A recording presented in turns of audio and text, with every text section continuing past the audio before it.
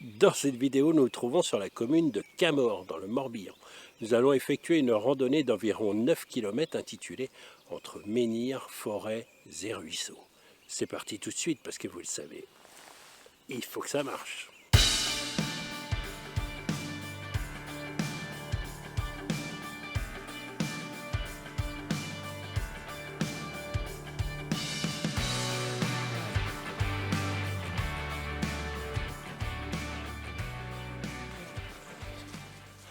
Bonjour, c'est Frédéric. Vous le savez, j'ai une cardiomyopathie hypertrophique, une maladie cardiaque. On m'a recommandé de faire de la marche. C'est pourquoi il me plaît de vous emmener avec moi dans les randos que je peux faire en Morbihan, en Bretagne Sud, et de partager avec vous ces merveilleux moments de randonnée sur ces chaînes. Faut que ça marche. Voilà, je suis vraiment ravi de vous retrouver. Aujourd'hui, nous nous trouvons dans une forêt domaniale, la forêt de Camors, pour faire donc une randonnée d'environ 9 km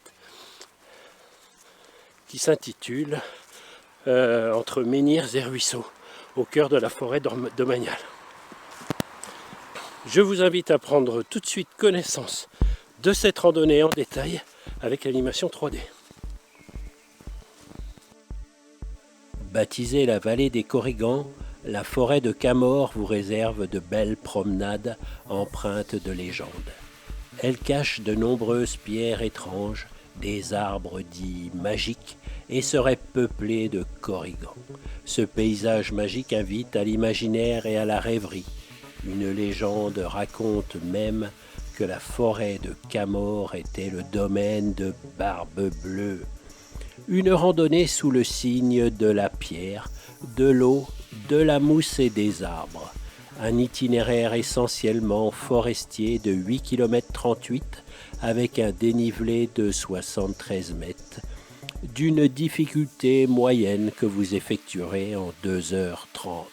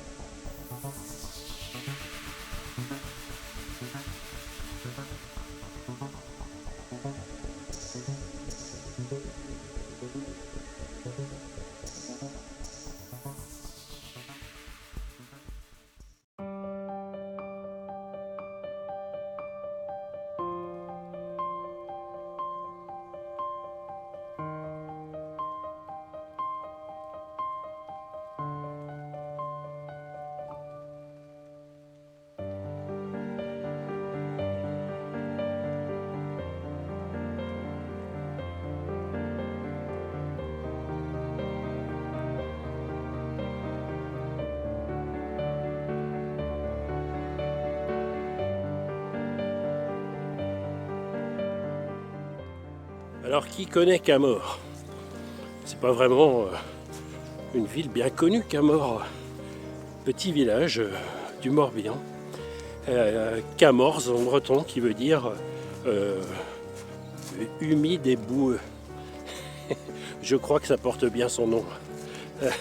On a laissé le soleil ce matin sur l'Orient pour venir ici sur Camors. Bon, ça a l'air néanmoins de se lever. Le soleil va venir avec la journée, et tant mieux.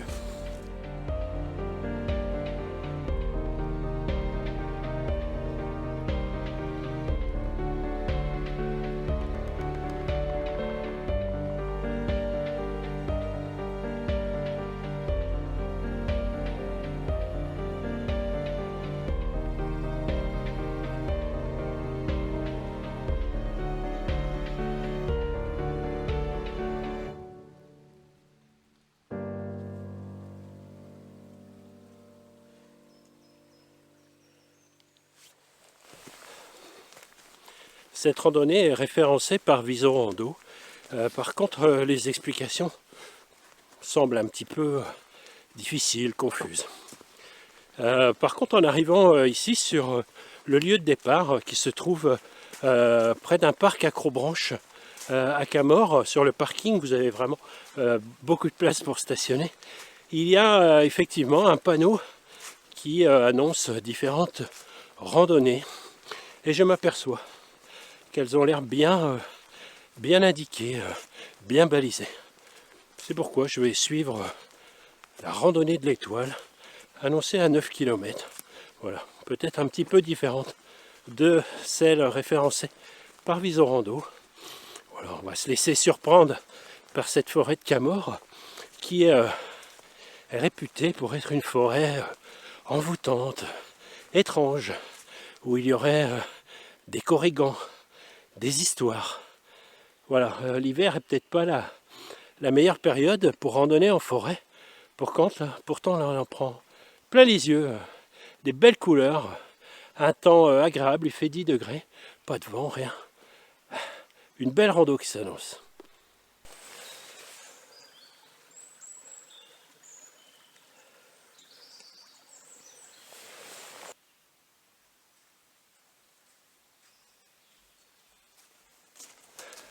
Alors voilà, c'est ça la forêt de Camors. Je vous avais parlé d'une forêt envoûtante qui nous réserve des surprises.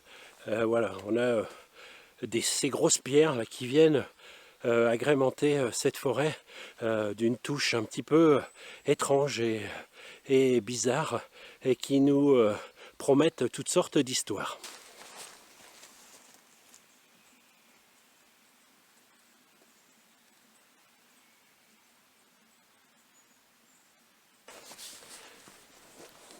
Bon, c'est un peu la merde là. Je suis complètement paumé. J'ai retrouvé des balisages. Hein. Mais j'ai eu un petit coup de chaud là. Parce que j'étais complètement paumé. Là. Je me suis gamellé 3 fois. Parce que ça glisse. C'est vraiment la merde. J'ai l'impression... j'ai dû manquer du balisage. J'en revois.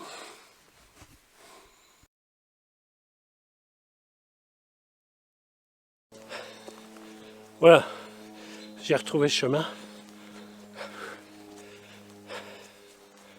Circuit de l'Étoile. Il y avait un petit coup de chaud là. Ah là là, il y a longtemps que j'ai pas fait de rando, hein, parce que avec tout ça, je suis vraiment ravi de vous retrouver. Je sais que vous aussi vous êtes ravis de me retrouver. Pour certains d'entre vous qui sont très fidèles, je pense à Pascal, à Sylvaine, Garou. Faut pas oublier Garou. Voilà, je vous salue bien.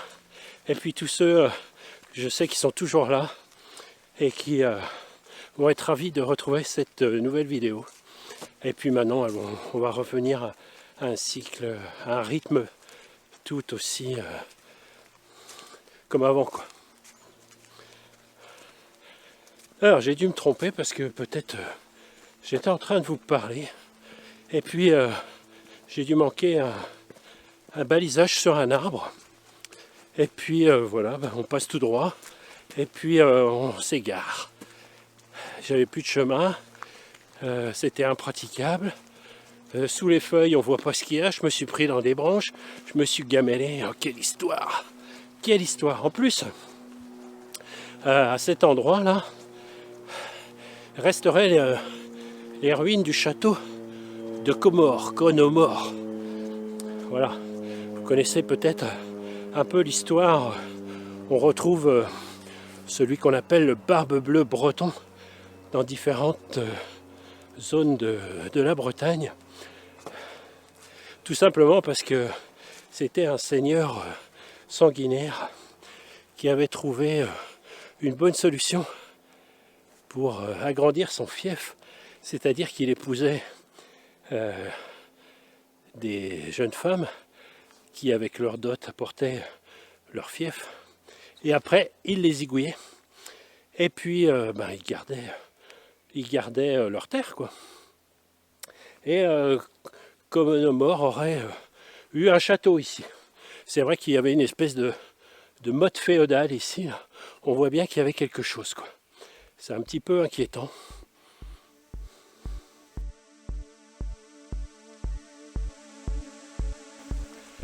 Oui, donc ce Comores avait épousé Tréfine, la fille du comte de Vannes, Warrock Ier. sous les conseils de Saint-Gilda. Et puis, bien sûr, comme à chaque fois, dès qu'elle est tombée enceinte, notre Conomore, il l'a décapité. Parce que il était dit que ça allait être un de ses descendants qui allait le tuer. Donc dès qu'une de ses femmes était enceinte, il l'a tuée. Et donc, Tréphine est enceinte, elle se sauve. Et elle accouche de l'enfant, mais Conomore arrive à la rattraper. Et il la décapite.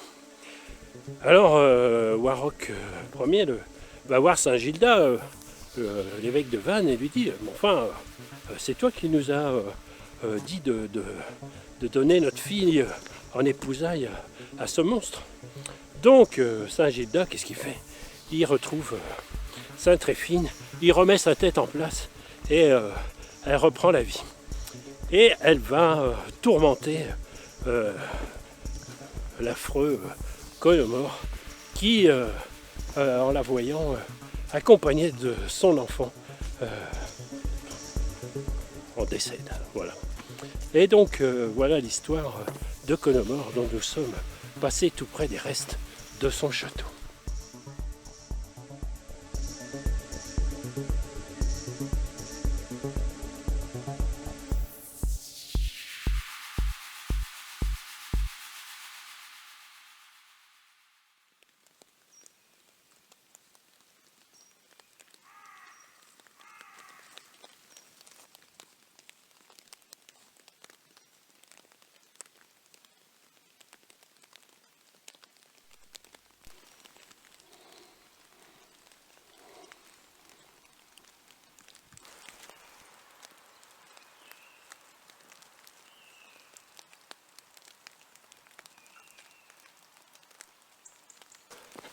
Voilà les chemins typiques des forêts domaniales, hein. Des beaux chemins empierrés, où il est agréable de marcher, facile de marcher. Et puis des grandes lignes droites, voilà, qui viennent séparer des parcelles parfois. Voilà. Qu'est-ce qu'une forêt domaniale? Autrefois, c'était ce qu'on appelait les forêts royales, et qui sont maintenant gérées par l'ONF, bien sûr. Et pourquoi royal avant, notamment ici sur Camors, parce que le bois pouvait servir bien sûr aux arsenaux de Lorient et de Brest au XVIIe siècle. Sous Louis XIV, c'est lui qui avait instauré ces forêts royales pour trouver du bois pour construire des bateaux.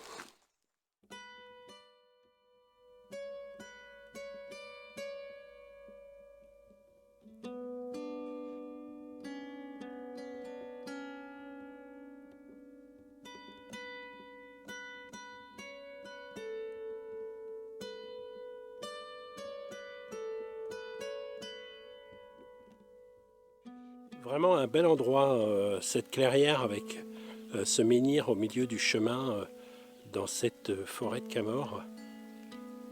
Cet endroit me rappelle un souvenir, c'est ici que Frédéric, le guide, nous avait raconté un conte, c'était au mois de décembre. Souvenir. Je m'en vais vous raconter un conte. Tendez l'oreille pour que je vous le glisse juste dans le creux, pour que ce devienne une merveille. Il y avait un voyageur qui était sur ce chemin et qui avait faim. Il voyait quelques fumées qui s'échappaient des chaumières de Lambel, vous savez, le hameau qui se situe juste à côté. Et il s'est dit, je vais pouvoir demander un petit peu d'hospitalité à ces habitants là-bas, qui m'offriront bien un bol de soupe. Donc il s'est approché de Lambel, il est entré dans le village et à la première porte, il a tapé. Une vieille lui a ouvert, méfiante. Il a dit, bonjour madame, est-ce que vous auriez un petit peu de soupe au coin d'une table? Mais mon pauvre, je suis très pauvre, nous n'avons rien ici. et elle lui claqua la porte au nez. Surpris, il alla quand même à la deuxième maison, où il frappa et demanda encore une fois l'hospitalité. Cette fois-ci, une famille lui répondit qu'il n'avait rien pour les étrangers. Alors il essaya une troisième maison, une quatrième, une cinquième, et comme il arrivait à la fin du village, sans avoir encore pu manger, il se dit, pour la dernière, c'est moi qui vais préparer à manger. Alors il retourna un peu sur ses pas, car il avait remarqué quelques cailloux qui traînaient au bord du chemin. Il en prit 3, qu'il mit dans son sac, et il frappa la dernière porte. Une fois encore, on ouvrit méfiant, il demanda l'hospitalité, et on lui répondit par la négative. Il s'est dit, c'est dommage, car j'ai dans mon sac 3 pierres magiques pour faire de la soupe aux cailloux. Alors là, on fut surpris. Il rajouta, si vous aviez un chaudron et une cuillère en bois où je puisse faire chauffer de l'eau, je pourrais faire ainsi de la soupe aux cailloux. Alors là, tout de suite, on lui apporta un chaudron et on l'invita à se diriger sur la place du village, à côté du puits. Il tira de l'eau dans son chaudron, il alluma un feu et commença à faire bouillir l'eau. Pendant ce temps-là, on vit un petit peu d'animation sur la place du village. Les gens commençaient à venir autour pour voir qu'est-ce qui se passait. Lui, il lava ses cailloux, ses 3 cailloux, il les mit dans l'eau. Et l'eau commença à bouillir. Il prit sa cuillère en bois, fit mine de touiller légèrement, puis goûta. Ça s'annonce bien, mais ça manque un petit peu de sel. Est-ce que quelqu'un aurait quelques poignées de sel pour pouvoir mettre dans notre bouillon? Tout de suite, quelqu'un s'exécuta et apporta un peu de sel. Une nouvelle fois, il remua et il goûta. Cette soupe s'annonce vraiment très bonne, mais elle manque un petit peu de texture. Est-ce que quelqu'un aurait un petit peu de saindoux? Parce qu'une bonne soupe de légumes, sans ces yeux gras qui flottent au-dessus, ce n'est pas vraiment une bonne soupe. Et encore une fois, quelqu'un avait du saindoux chez lui et il lui apporta pour mettre dans cette soupe. Puis, il fallait attendre que la soupe cuise un peu. Donc il touilla un peu. Et une nouvelle fois, après quelques minutes, il dit... Je vois que vous êtes nombreux tout autour. Si nous voulons la partager ensemble, ça serait bien qu'on y ajoute un petit peu de pommes de terre, parce que là, ça sera trop juste pour tout le monde, pour tout le village. Alors, quelqu'un apporta des pommes de terre. Et puis un autre, plus loin, se dit, moi j'ai 2 choux. Pourquoi pas, amener les choux. Et puis un grand-père, qui lui aimait bien plutôt la viande, se rappela qu'il avait quelques saucisses qui séchaient dans la cheminée chez lui. Et il se dépêcha d'aller les chercher, et on rajouta enfin ces quelques saucisses dans la soupe. Puis on la laissa mijoter. Et enfin, quand le voyageur jugea que la soupe était prête, il dit, bien nous allons pouvoir tous la partager ensemble, cette fameuse soupe aux cailloux. Chacun alla chercher sa cuillère et son bol, et il partagea la soupe, et il en prit bien évidemment pour lui, et tous mangeaient, et on voyait une forme de joie de cette bonne soupe aux cailloux, chaude, qui réchauffait les cœurs. Si bien que quelqu'un du village dit « Je t'en offre 100 deniers de tes cailloux ». Le voyageur sentait bien là une affaire juteuse. Une fois que tout le monde avait mangé, il retira les cailloux du fond du chaudron et les vendit à la personne pour 100 deniers. Il s'empressa alors de quitter les lieux avant qu'il ne s'aperçoive de la supercherie. Alors il reprit son sac et s'en alla sur les chemins pour continuer son voyage. Et à peine avait-il quitté le village, il se dit que finalement, il ne les avait pas dupés, parce que leur apprendre l'hospitalité coûtait bien 100 deniers. Et depuis, les habitants de Lambel, juste à côté, sont très hospitaliers. Voilà, l'histoire est finie. Je la reprends, je la jette dans la forêt pour que quelqu'un d'autre la trouve. Merci. Merci.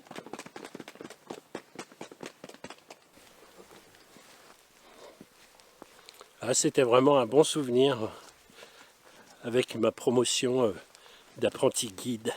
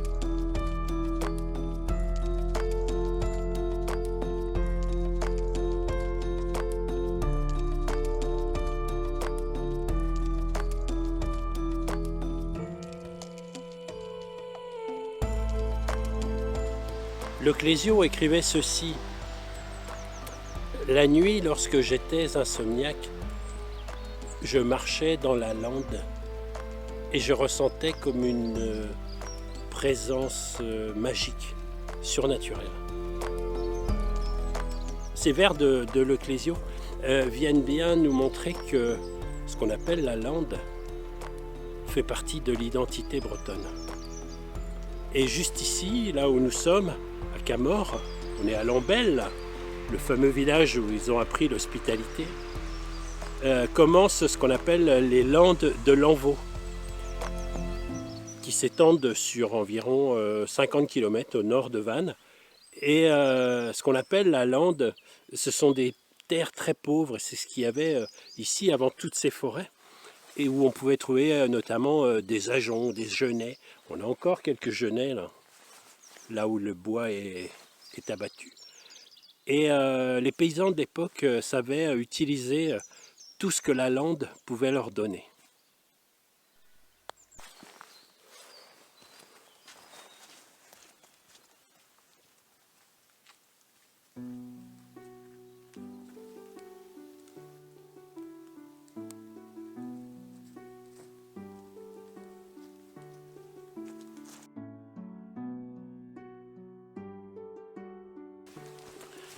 Ce qui est un petit peu compliqué ici sur cette forêt de Camors en termes de randonnée, c'est que vous avez quelques circuits qui sont instaurés et puis par endroits on recroise d'autres circuits et on ne sait plus où on en est, quoi.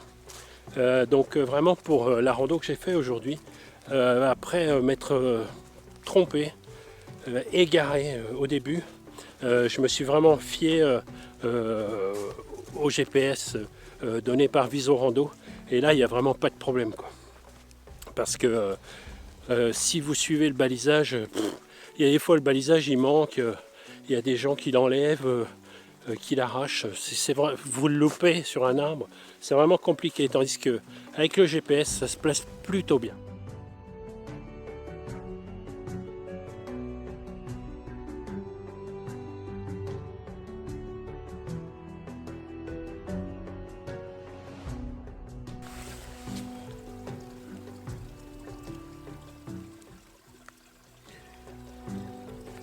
Alors aussi, Camors est indissociable des sabotiers. Lorsque vous faites des recherches sur Camors, vous allez tomber irrémédiablement sur l'histoire des sabotiers, et en particulier de l'histoire de Monsieur Simon, qui a été le dernier sabotier encore en activité à Camors, qui a fermé son magasin son atelier fin 2021. Voilà. La mort dans l'âme, vraiment le dernier sabotier de Camors a terminé son activité. Et avant la Deuxième Guerre mondiale, ici à Camors, il y avait dans la forêt encore 70 à 90 sabotiers, c'est incroyable. Et pourquoi ils étaient dans la forêt? Tout simplement parce qu'ils avaient la matière première dont ils avaient besoin tout autour d'eux, et en particulier le bois de hêtre.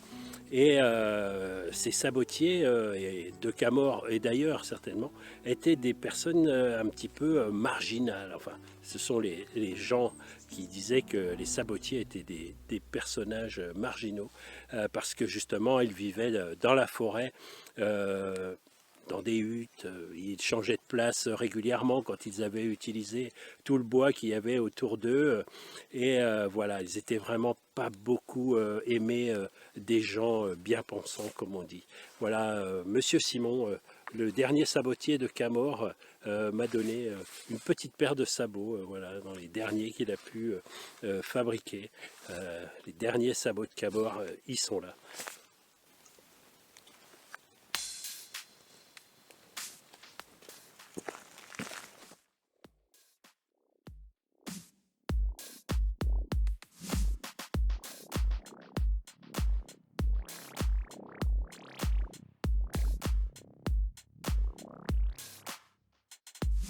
Si vous êtes un habitué de Faut que ça marche, vous savez que chaque vidéo, on fait un petit point santé. Parce que cette chaîne, c'est le résultat d'un état de santé qui m'est tombé dessus, puisqu'on m'a découvert cette cardiomyopathie hypertrophique. Et à chaque fois, on fait un petit point santé, voilà, pour non pas remplacer ou aider les médecins, mais simplement vous faire part un petit peu de ce problème, et d'aider ou d'encourager les personnes qui en sont atteintes à faire de la marche. Et le petit point de santé d'aujourd'hui, voilà, vous le savez, je suis particulièrement occupé cet hiver, puisque je suis une formation, et donc hélas, j'ai laissé un petit peu de côté toutes ces randonnées. Le résultat, il est flagrant. J'ai pris quelques kilos, et là aujourd'hui je reprends un petit peu la marche. C'est un petit peu difficile, même si pendant ma formation j'ai eu la chance de faire de belles randos, notamment la semaine dernière autour du Mont-Saint-Michel et en Bretagne Nord. Mais voilà, je sens aujourd'hui que c'est un petit peu difficile, d'autant plus que sur cette rando il y a un petit peu de dénivelé. Voilà, il y a eu de belles parties bien plates et en ligne droite, mais il y a certaines parties en forêt où ça monte un petit peu, et tout de suite on sent un petit essoufflement. Voilà, c'était le petit point santé, comme quoi il faut être régulier et ne jamais abandonner.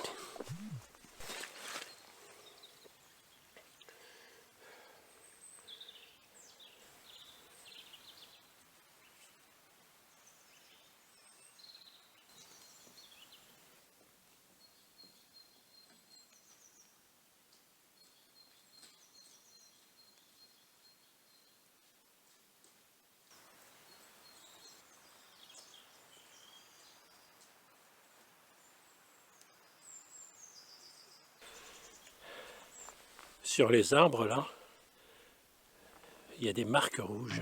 Il y en a partout. C'est des rappeurs qui ont fait des marques.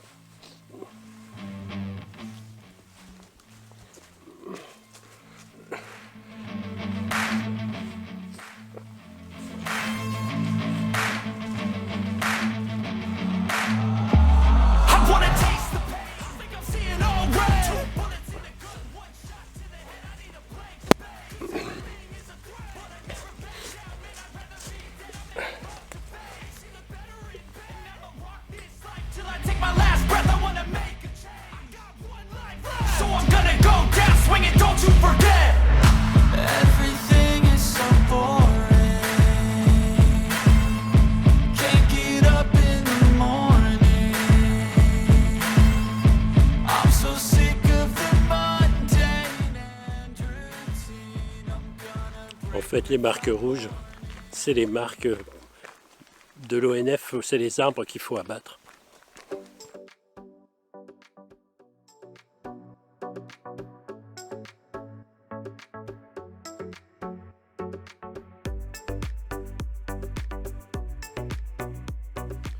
Voilà, on est de retour au point de départ, hein. On est arrivé sur le parking de l'Acrobranche Utopia à Camors. Voilà, c'est d'ici que part cette rando.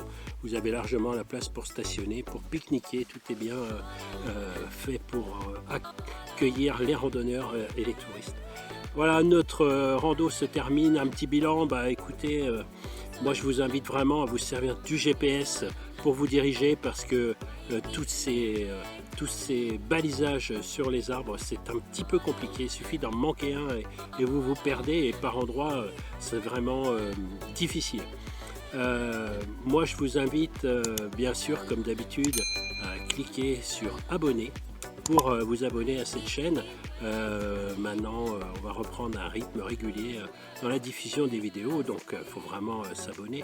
En attendant, moi je vous dis prenez soin de vous, et pour que vous vous portez bien, il faut que ça marche.